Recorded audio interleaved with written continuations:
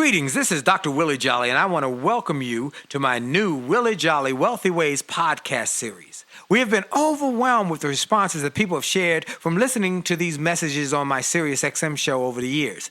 Those listeners, and they're sharing my show with their network, telling people about it, telling their family members, their friends, and their coworkers about this show and the impact it's having on their lives. That's the main reason that this show is now #1 for self-help in America, and I'm very grateful. Yet we realize that many people do not have satellite radio and therefore could not experience for themselves the message. They could not get it for themselves. So we are now sharing these messages with everyone via this new podcast.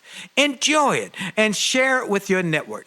And let's help even more people to do more, be more, and achieve more. Tell everybody so that they can live a Wealthy Ways life as well. Welcome to the new Willie Jolley Wealthy Ways podcast. And remember, your best is yet to come.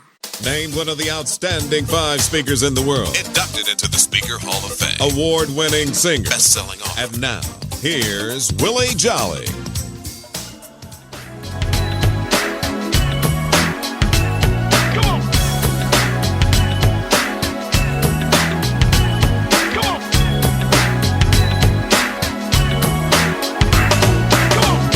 Are you tired of crying and complaining? Tired of feeling like life don't treat you fair? Do you see so many others moving on while you're steady going nowhere? Have you maybe come to the conclusion that there's nothing at all that you can do? Well, just look in any mirror and you'll see who is really truly stopping you. My. It's up to every one of us to take charge of our life and to make it what we want. If you think that it takes too much time, think again, 'cause I'm telling you it don't. The fact is, it only takes a minute to make up your mind that now is your time to make your run. It only takes a minute, 60 seconds to begin to decide to win. Just get it on.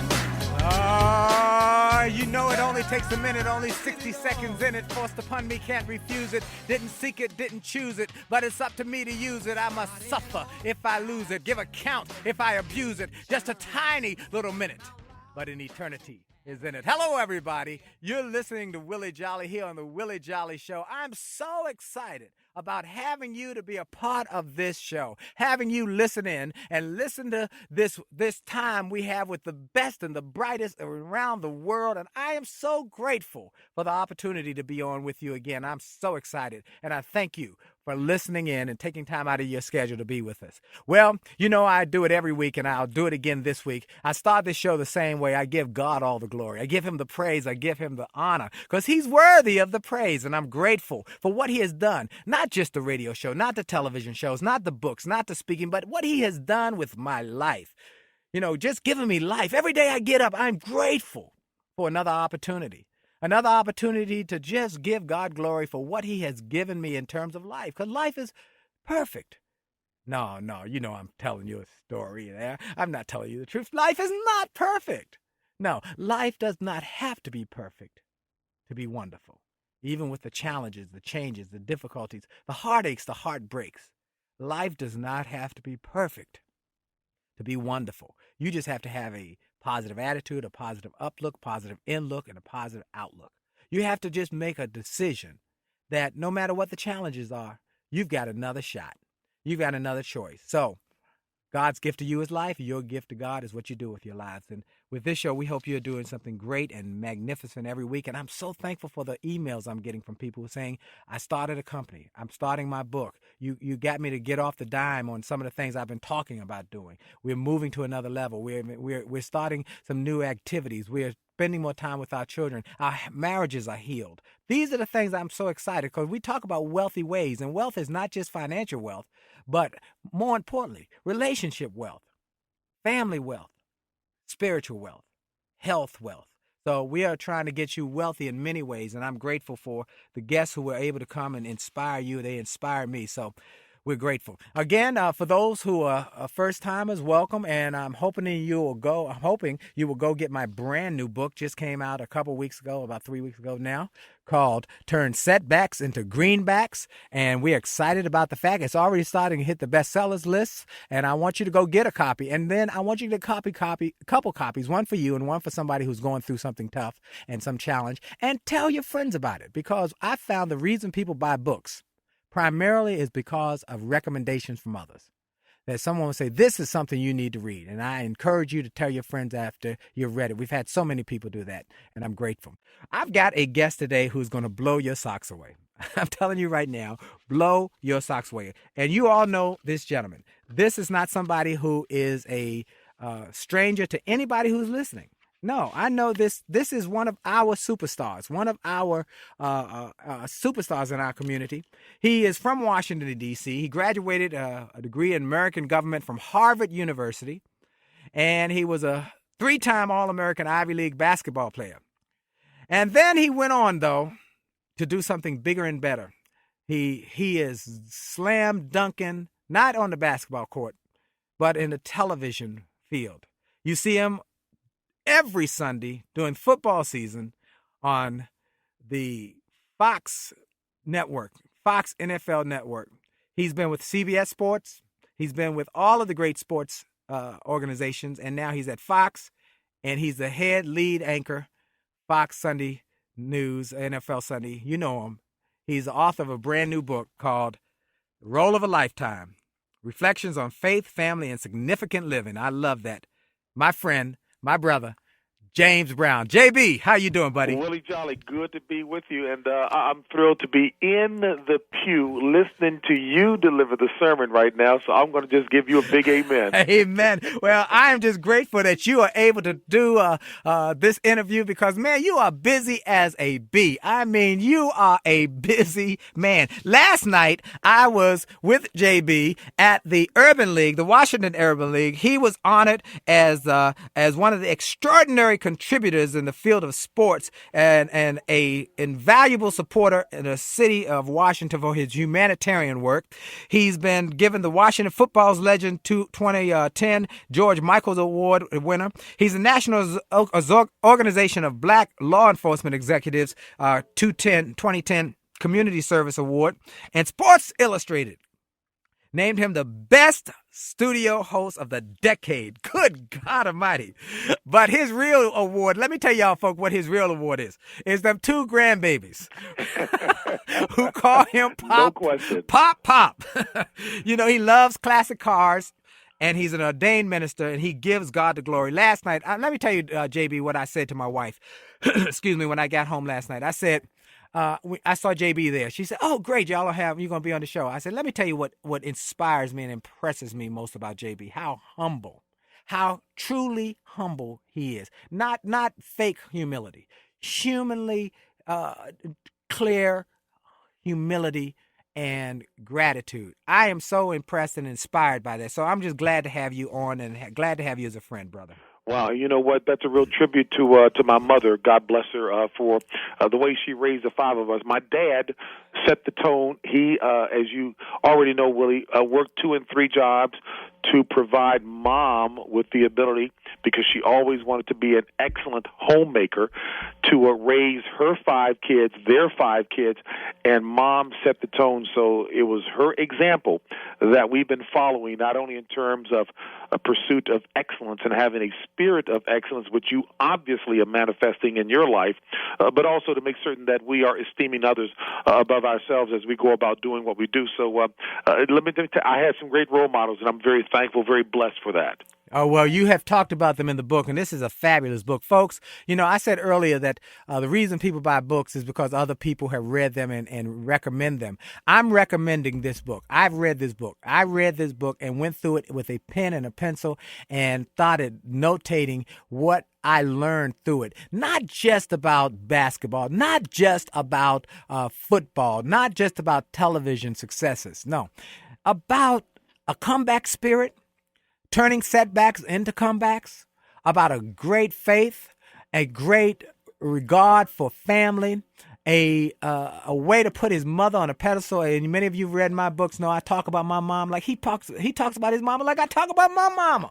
And then but a humility and a willingness to give God glory throughout, and teaching points. There's so many teaching points, and we're going to go through these today, and we're going to talk about how these teaching points can help you to find out what your dream is, what your goal is, what you're trying to overcome, and how to do it in the midst of disappointments, discouragement, despair,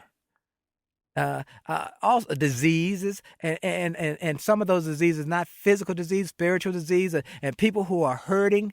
This book will help you to get through these tough times. I'm telling you, this is a book you're going to want for your family, your friends, your church members. Every library should have this book because it will inspire you. And I'm just grateful. JB, we're going to come back. We're going to talk about how you started with the Mather High School, how you were a all-star there and your time with Morgan Wooten, and then how you went on and got a scholarship to Harvard University, and then some of the setbacks you had along the path getting to where you are today. This is an incredible story, folks. So you call Lottie, Dottie, and everybody. Tell them to turn on the radio. Willie Jolley's on, and I got my friend JB on, and we're going to talk about how you can turn your setbacks into incredible comebacks.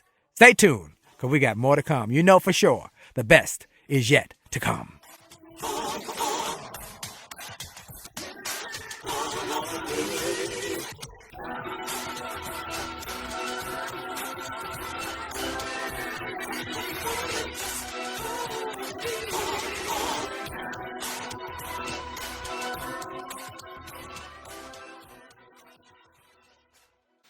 Hi, this is Dr. Willie Jolley, and if you're enjoying this information you're hearing on this podcast, I want to invite you to get even more great information on my new free gift page on my website. Go to wjspeaks.com and hit the All Access badge.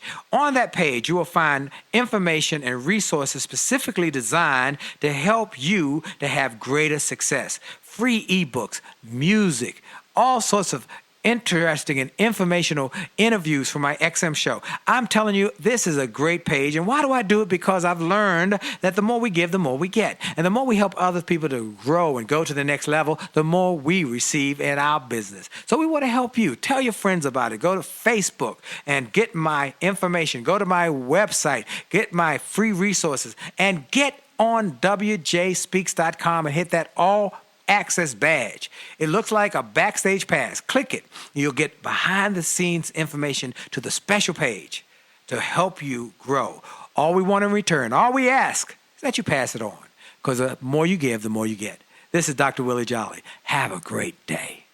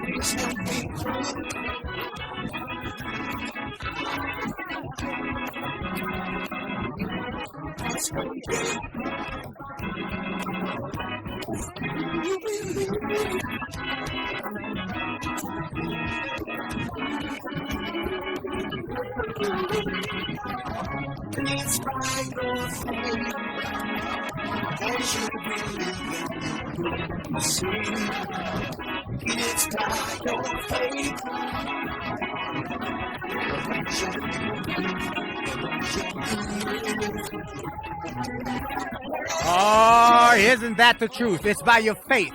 Your faith will empower you, inspire you. It's your faith. Your faith will keep you going when nothing else can keep you going. It's your faith. That's music from my Money Making Music and Motivation CD. If you don't have a copy, go to my website, williejolley.com. Get a copy or just download it right off the website onto your iPod. It will empower you and inspire you. I love that song, and there's two parts to it. You hear the first part, but the second part is me talking to you about faith and how God can change your life, turn your life upside down, and put your feet, as they say, on solid ground. But you've got a job to do part of it, too. And that's why I wanted to have the guest I have today. The foreword of the book is written by Tony Dungy. The book is called James Brown, Role of a Lifetime, Reflections on Faith, Family, and Significant Living. And let me read something to you folks that really inspired me when I read this book, that it inspired me and encouraged me. He talks about a number of points and how he sees things. One of these points was, he said, I see my coworkers not as competitors, but as allies and friends, together in the midst of a cause greater than ourselves. I see the strains my superiors were under. As a result, I was able to do more to support their efforts. And if they could be successful, then in time I would be successful. He has a mindset of putting others first. And that's really the message I want to share with people. You know, I shared with you some weeks ago, I spoke in Topeka at the Martin Luther King celebration, and how MLK said that greatness among us is one who is willing to be the greatest servant. You don't have to know about Aristotle and Plato. You don't have to know how the verb and subject agree. You don't have to have a college education. Don't have to have a big house, a big car. But you just have to have a heart of grace and a willingness to serve and help others. And that is what our guest today does. JB has become successful because he has a heart of grace and a willingness to serve others. And I'm grateful to have him as a friend and have him on. JB, thank you for taking time out to be with us. Willie, indeed, my pleasure. Now, let's talk about this story, man, because you've got quite a story, and it was inspiring. You were a local phenomenon in basketball here in Washington, D.C., and you went to DeMatha under the tutelage of Coach Morgan Wooten, and you were a big 6'5", 6'6" guy, and you got all the 3-time success stories in the Washington Post and All-Star, and then you got a scholarship to go to Harvard University, and you played basketball there. Tell us the rest of the story. Well, you know, and a lot of that just comes, I just want to point that the foundation from all of that was encouragement from my mother and father, who both went home to be with the Lord. My father many years ago, back in 1977, and my mom just 3 years ago, last June. But the foundation was set by them, Willie, and I mentioned early that they instilled in us a spirit of excellence. They had us believe that there could be nothing to stop us if we made up our minds to go and grab the gold ring, if you will. And they certainly showed us by the example of their lives. I'm fond of saying that my mother and father, while they were high school graduates with high school diplomas, they had PhDs in common sense and drive and determination, and not having us accept any excuses for being unsuccessful, because as you've heard all the expressions before, you know, success is, 98% perspiration, and the other bit, inspiration. So the point is, they told us we could do whatever we wanted to do. And I found that out in terms of the kind of success that I enjoyed basketball-wise, learning all the right fundamentals, working hard to internalize those fundamentals, having a good crossover dribble, being a good rebounder, tough defensive player, being a good team-oriented player, those kinds of things. And I found out that a lot of the lessons we learned on the basketball floor in a team sport carried over and translated very well into the game of life, because all truth is parallel. That which is true in the natural is true in the supernatural as well. So if you apply those things and recognize what the fundamentals are for success, no matter what the arena, then you too can enjoy success as well. Well, you've done that, and you have some 7 points that we're going to talk about a little later, because I want to go into those. But you went to Harvard and you graduated. And one thing I love, the quote that you had in there, your parents told you, said, you might not get the best grades in discipline, but you can always get a great grade in your behavior and in the way that you handle and carry yourself. your comportment, how you handle yourself in a classroom setting. She said there was no excuse for not being a model citizen, not for not being a good teammate, for being respectful and mindful of authority. And those things can carry you a long ways. It's amazing, Willie, to me, when I hear people, they'll say, if I greet a young lady, I don't care that she's 20, 25, 30 years younger than me. I'm saying, yes, ma'am. That was the way we were raised.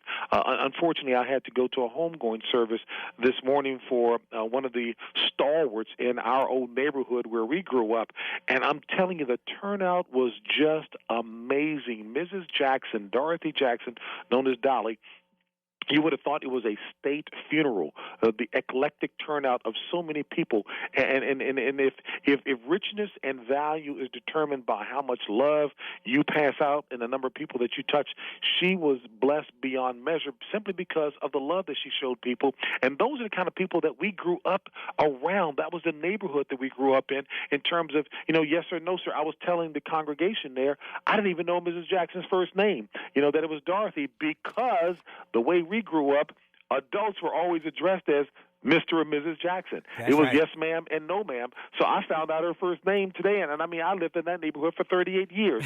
That's what my mother meant when she made that point, Willie. Yeah, so your mama did good, man. Your mama did good, and you were always focused on that. Well, you went on to go to Harvard, and you graduated, and you got drafted. And that's an interesting story there, because if I were to segment it, high school represented a time when I put in a serious amount of work in the foundation, laying the foundation to be an excellent basketball player and a good student. And I enjoyed tremendous success, as you mentioned, as a two-time high school All-America, the high school player of the year in Washington, D.C.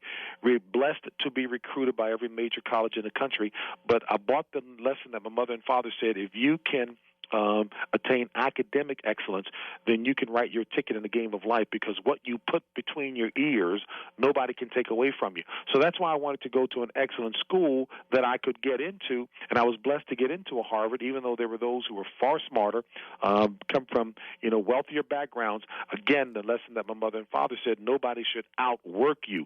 So I go to Harvard. Now, this is where things started to slip in terms of my basketball talent, because Willie, one of the first lessons I learned, I got complacent there. Big man on campus, everybody's, adoring me in the whole 9 yards. And I didn't work as hard to stay on top as I did to get to the top. So the seeds were being planted. Complacency, resting on one's laurels, and not putting in the time necessary. You know what? The word says, you reap exactly what you sow. You don't need to hear any new philosophy. The old stuff is true. You reap exactly what you sow. And because I didn't put the kind of time in necessary to sustain myself, my high school coach used to always tell us, as a player, you never stand still. You are either progressing or you're regressing. Well, the fact of the matter was I was regressing. And even though I was drafted by the Atlanta Hawks and I knew I had the talent to be able to play at the professional level, what came to pass, Willie, was the fact that you don't substitute 4 years of not working out by trying to make up for it over the course of a summer and putting in an awful lot of hard work, because all those years that you didn't, they will come back to bite you. Well, I love this quote. He got cut from the basketball team, and they sent him home. He was a big man on campus, and yet he got cut, and he sulked for 2 weeks in the house. But there's a quote in here about rebound. It says, I was given an opportunity to use, and I didn't take advantage of it. I began to see it as my responsibility that I had to be a recipient of the gifts and abilities, whether basketball-related or otherwise, to maximize them to their fullest, for some purpose beyond myself. I was a steward of what had been given to me, and I was beginning to realize that I had not been a very good one up to that point. I emerged from my bedroom after 2 weeks, renewed and with a fresh commitment to my future, and I vowed that I would never, ever, ever allow this to happen again to me. Never again would I fail for a lack of preparation and effort over things that I could control. Never again would I fail to carry out the responsibilities that was mine to make the most of what had been given me. That was a seminal moment in my life and career. And folks, he learned that lesson, and we're going to tell the rest of the story. because it's a great story and how you can learn, how you can make your setbacks into comebacks. You're listening to Willie Jolley, and I'm saying for sure that the best is yet to come. Stay tuned.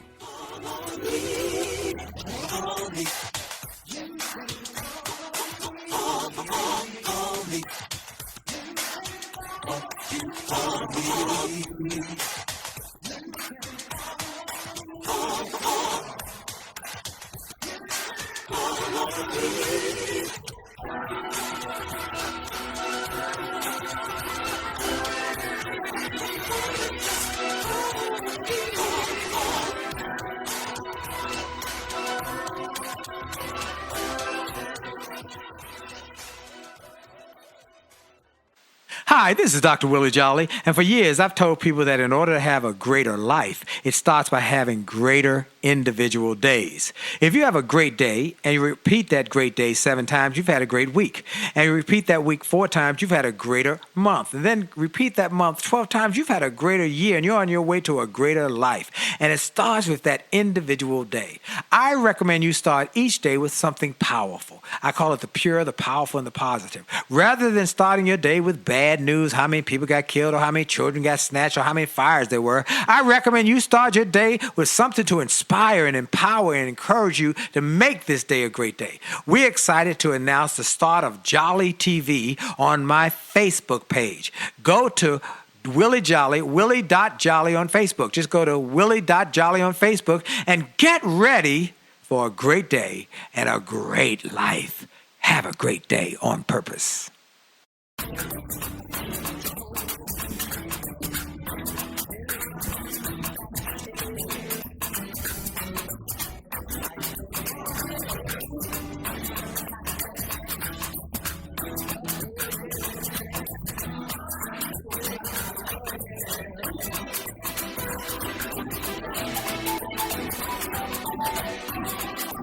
All of this confusion, what you light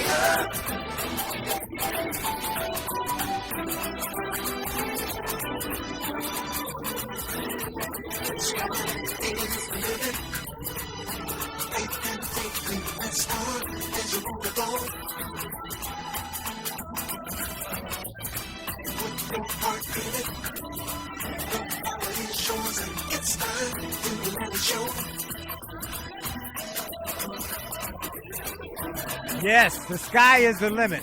And you can go as far as you want to go. You can do as much as you want to do. You can be what you want to be. You've got to have the faith and set high goals. High goals. It matters not how straight the gatehouse, charged with punishment the scroll. I am the master of my fate. I am the captain of my soul. You make the choice.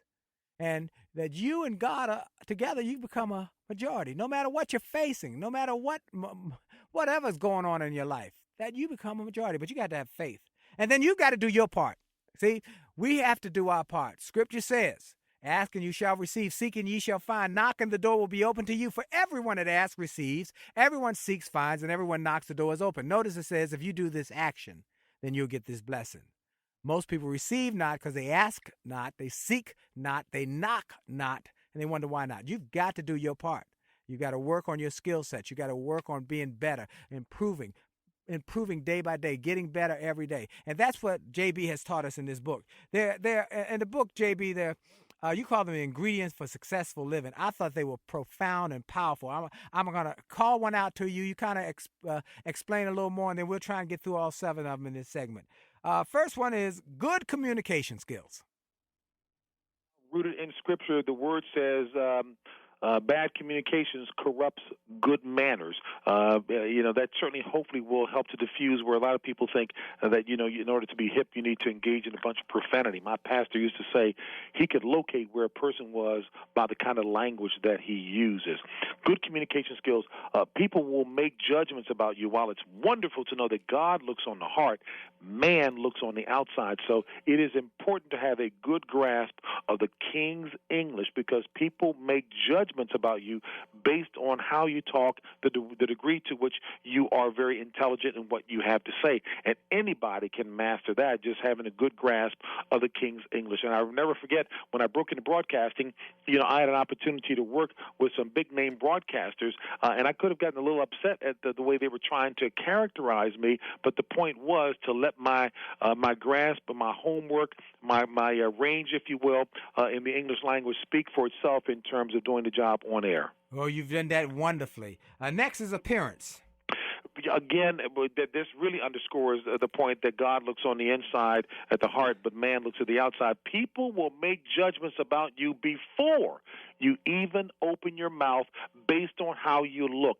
Sometimes I'll use the trite example when talking to youngsters, saying, if you're at a party and there's a young lady and you say, oh, gosh, there's a very handsome young man I like to get to meet. That's the guy I want to dance with. And all of a sudden that favorite song comes on, and you think he's making his move over to extend his hand to ask you to dance, and all of a sudden a very poorly dressed, foul-smelling young man comes up. I mean, you can see the visible reaction on her face because of the appearance, the poor appearance. I learned early on, Willie, when I went to interview over at Xerox, when I got cut by the Atlanta Hawks, I went over as a ball player. Nobody told me about appropriate attire. I had a big old afro, thick sideburns, a velvet blue bow tie, plaid blue suit, thick stack heel shoes. I looked a mess.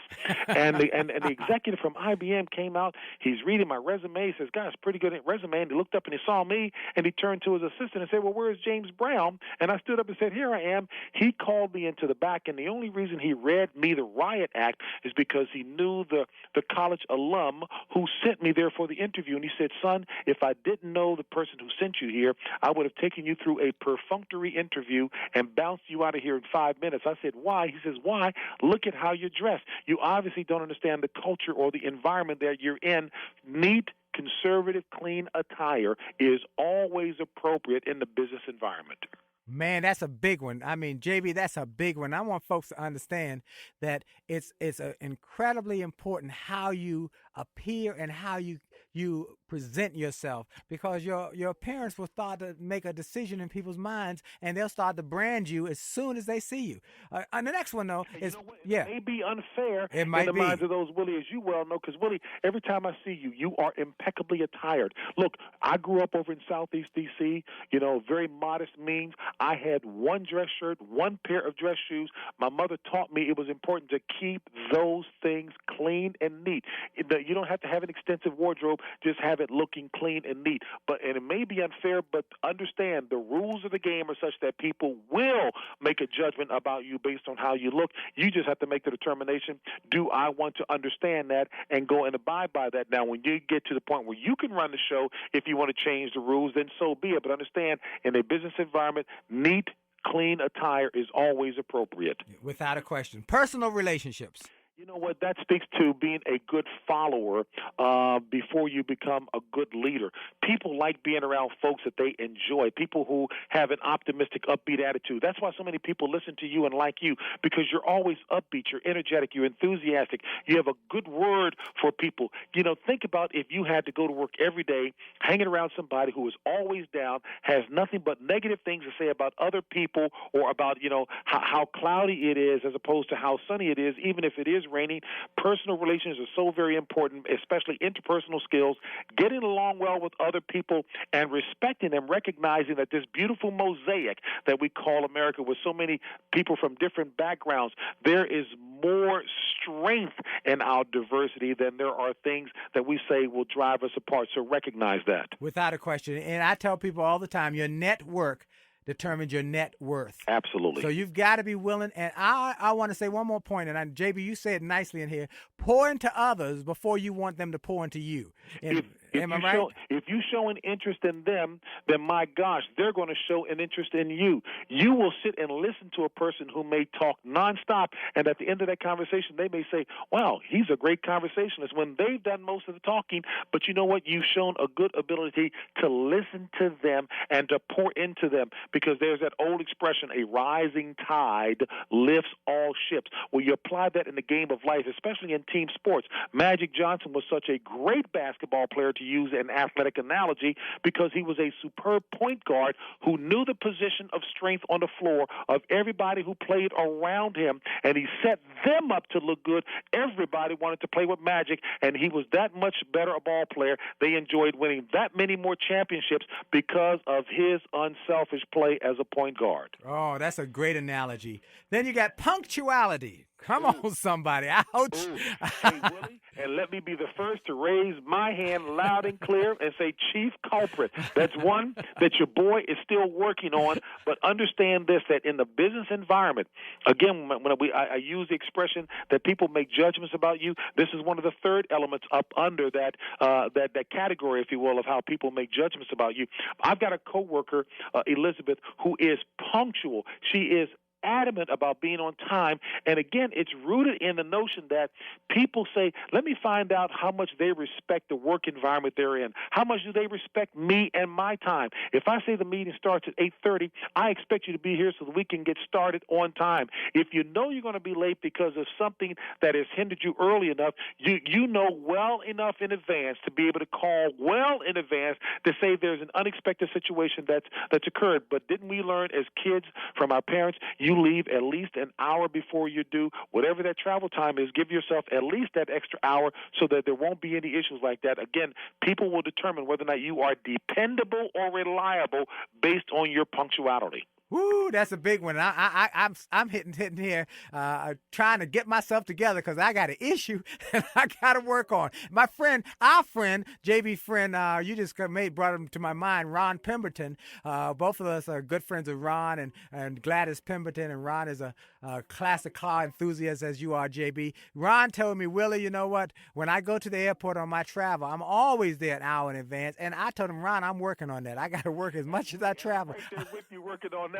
Ron Pemberton is a perfect example. There is no stress in his life because he's there well in advance, reading the newspaper, listening to the radio, and getting caught up. When we've gone to classic car shows together and we've shared a hotel room, he will have all of his things neatly packed and arranged the night before in terms of what he's going to wear. He has his bowl for the cereal sitting out already. I mean, talk about organized in military fashion, but he is punctual, and it is wonderful to be around people who are organized like that. But do understand, hey, even in the world of sports, I remember when Jimmy Johnson, the former great coach of the Dallas Cowboys that won 2 Super Bowl championships, when he went down to take over that team, when the year before they had won only one game, Willie, yes. They were 1-15. He said, I have to change the attitude around this organization. I need to instill a culture of success.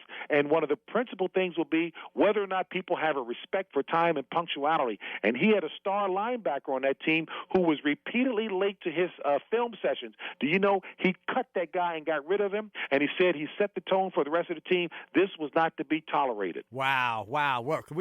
Hold on, JB. We got to come back. I got to get the rest of these points. By the way, I got to make a quick announcement. JB doesn't even know this. I just got a text. JB just received a Sports Emmy nomination for Outstanding Sports Personality on a TV show. Oh, congratulations. Y'all stay tuned. My coworker Elizabeth, she's we are, quick with it. Man, look, my team is on it as well. We'll be right back, folks. You're listening to Willie Jolley. We got more to come. The best is yet to come. Stay tuned.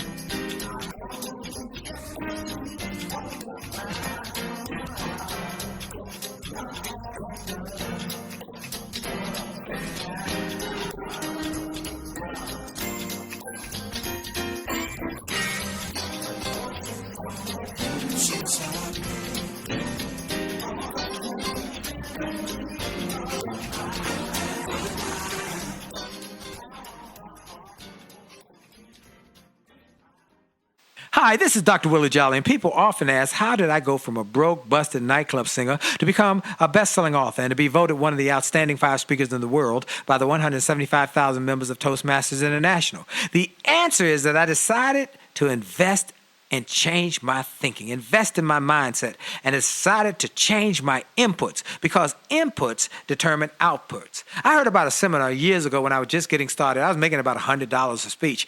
And I heard this seminar that was creating millionaires, and it cost $10,000, but the guy was getting results. I didn't have that kind of money, but I decided to borrow it because I learned that there's a price for success, the price of college, the price of going to school, the price of education.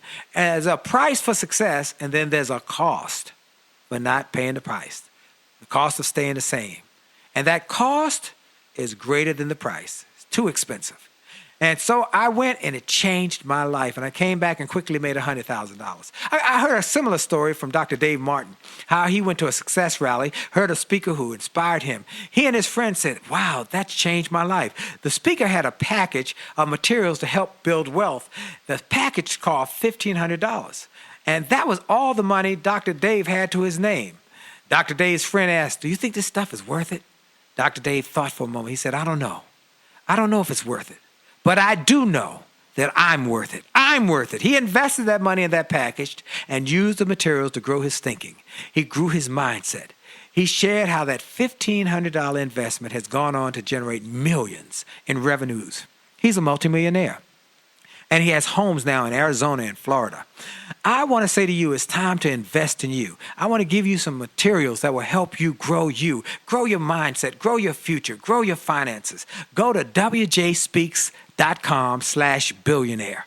wjspeaks.com/billionaire to get some materials that will inspire your success and help you find that there's a price for success, but there's a cost for not paying the price. And the cost is always greater than the price. Go to wjspeaks.com/billionaire and get the bag, the box, or any of the materials there and keep growing your wealth. And remember, as a man thinketh, so as he is, and your best is yet to come.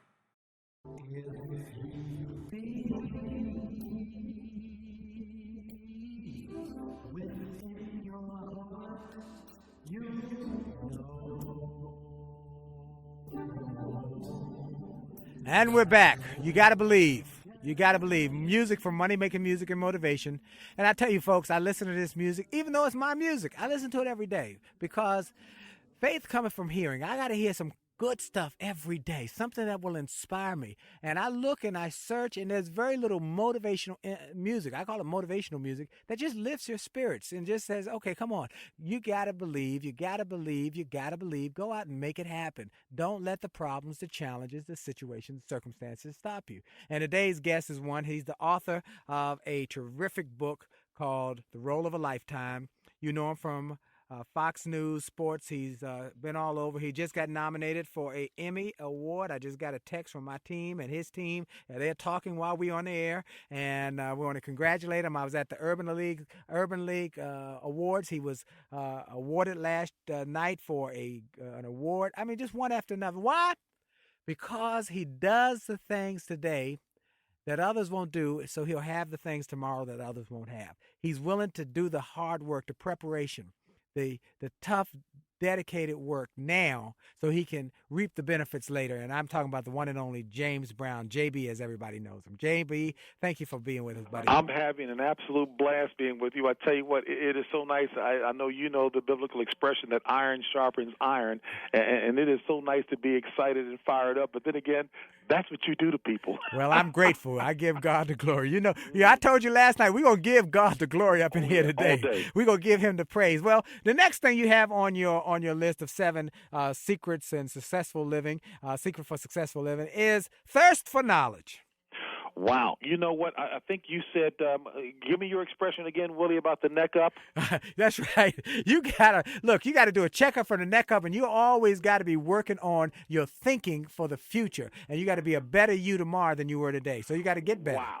Yes. Wow. Hey, Willie, so that my way of expressing is nothing but an extension of what you just said. And going back to what my mom said, the way she worded it, what you put between your ears, people can't take away from you. What you put between your ears, people will pay you for. If they see you as being the expert, as knowledgeable in a given area or a range of topics, then that is value in and of itself. So you ought to be working daily to make certain that you are a very valuable valuable asset to the organization that you are working with or for.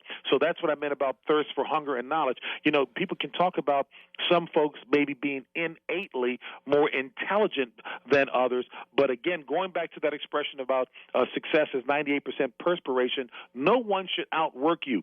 If you're blessed to be able to read or being taught how to read, you ought to be a voracious reader, not only of books or that which is in print or online, so that you are as knowledgeable and as well-rounded as possible, and you will always be seen as being valuable. Oh, man, I love that in the book. You talk about value, and the value imperative is so critically important. And that people, I love what you just said. Folks, I hope y'all he just dropped a pearl on you. He said, what you put between your ears, people will pay you for it. They will pay you for it. So you work on that. Next one was being a team player.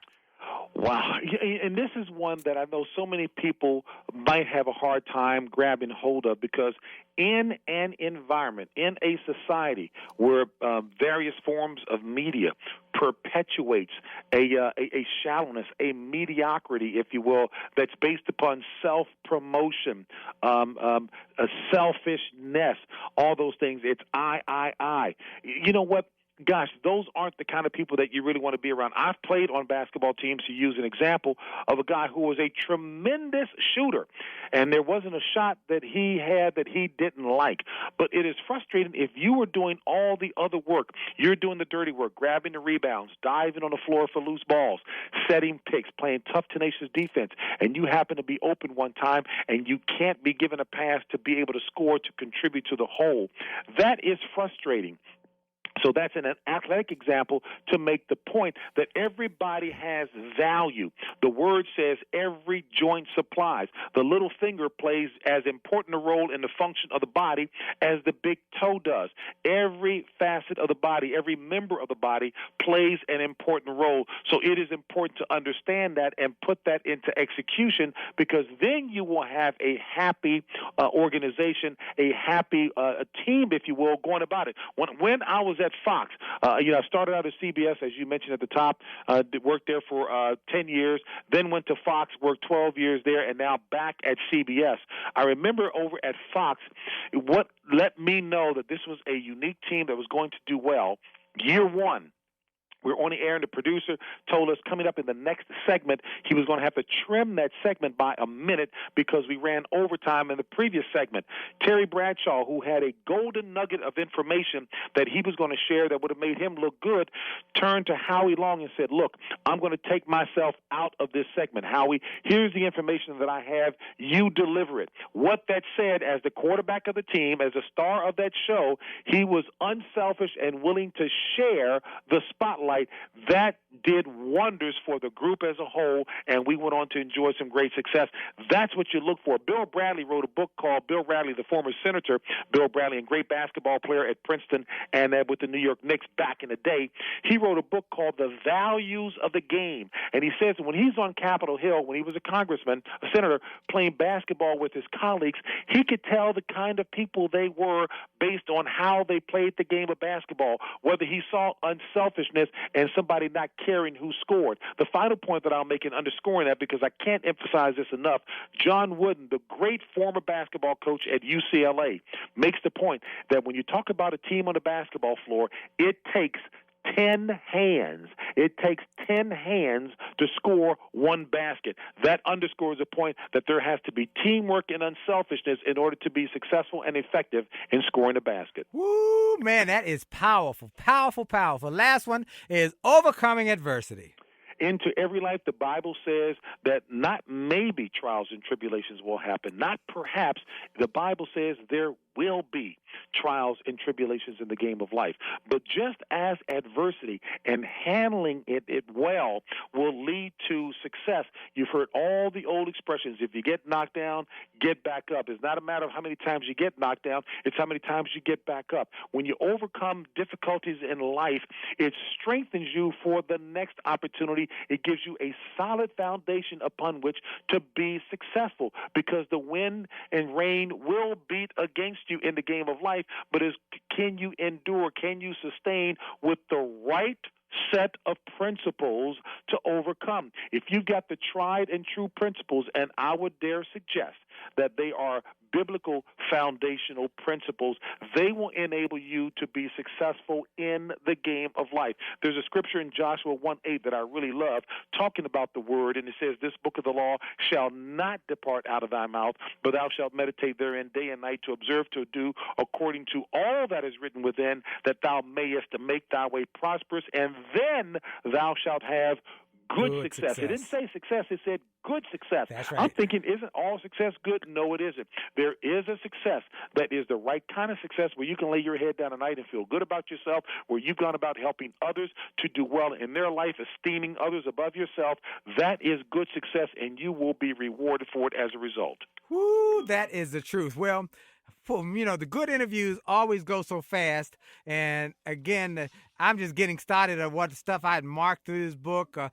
He talks about, and we only got a minute left or so in this segment, but I got to bring you back sometime. Will you come back sometime, my brother? Willie Jolley, anytime you need me, I'm there. Now, I want to give a shout out that JB will be at my church, First Baptist Church of Glenarden, on April 17th for the men's conference. It's in the morning. I encourage people to come, men, to come and be a part of it. This is going to be an incredible day. You got JB, you got Tony Dungy, you've got Jim Zorn, and there's one more person. I can't. The coach of the Baltimore Ravens, John Harbaugh. There you go. And all the God-fearing believers who put God first. And so First Baptist on April 17th, put it on your calendar for gentlemen to come. Get the book. Go out and get a copy today. I tell you, I love great reading, great books, and this is one of them. It will inspire you. Tells his story. It tells about how he got started with Petey Green, and what a great story. So many things that I just wanted to I'm going to have to get you back so we can go through the rest of the life lessons. But, JB, you're a gentleman. You're a scholar.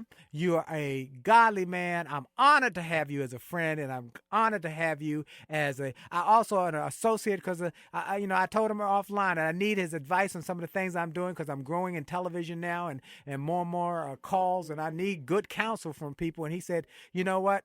Anytime. So I appreciate you, man, and God bless you, your wife, your daughter, your grandbabies, all your family, and continue to bless people with your spirit of excellence. Hey, Willie, let me tell you something. You've been doing it for a while, and it's wonderful to see how the Lord is enlarging your territory simply because you've been faithful in the little things, and you have been concerned about the development of others who you have poured into. So I am not surprised and just can't wait to see what he's got lined up for you next. Continue success. Thank you, my friend. Folks, JB, and the book is called Role of a Lifetime, Reflections on Faith, Family, and Significant Living. You're listening to my show here at XM, and I am excited about having JB, and for sure, the best is yet to come. God bless you, everybody.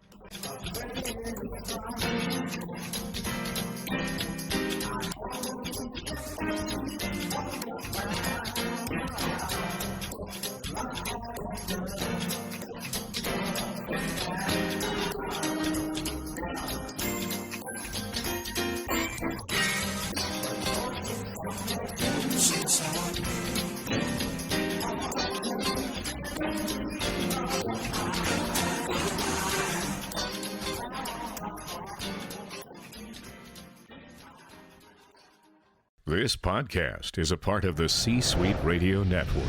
For more top business podcasts, visit c-suiteradio.com.